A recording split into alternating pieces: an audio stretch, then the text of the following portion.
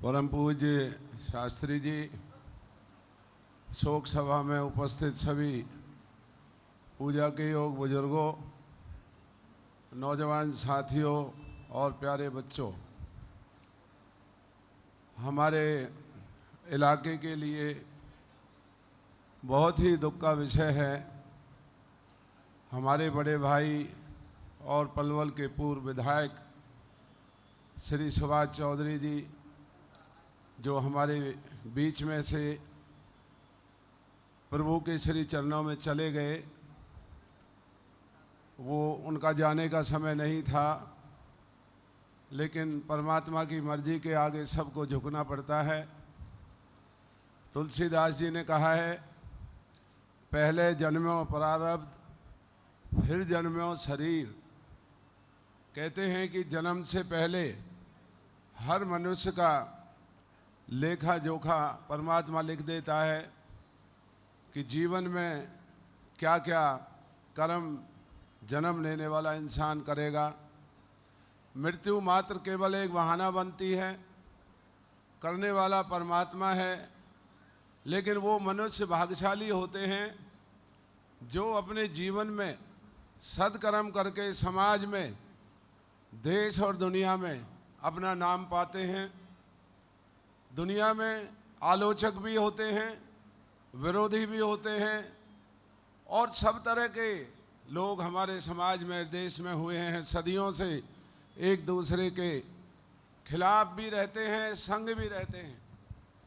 लेकिन मनुष्य की जो प्रतिभा है, जो मनुष्य का कर्म है, वो युग पुरुष ही कर पाते हैं। और उन्होंने तमाम विरोधों के बावजूद भी, राजनीतिक और सामाजिक हालातों के बावजूद भी उन्होंने एक जगह बनाई।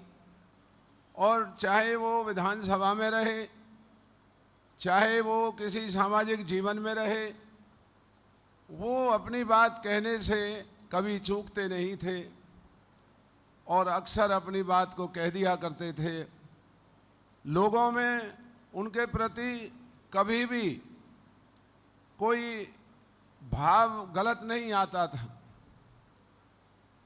तो मैं तो यही प्रार्थना करूंगा कि भाई साहब के जाने से एक जो स्थान खाली हुआ है, उस स्थान को भरना नामुमकिन है, बहुत मुश्किल है।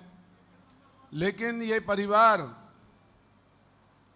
चौधरी कल्याण सिंह जी का परिवार, भगवान ने इस परिवार को अलग से कृपा की, और कोई ना कोई भाई हमारा, उनका बेटा, उनके भतीजे, परिवार में जो भी समाज में जरूर उनकी कमी को पूरा करेंगे।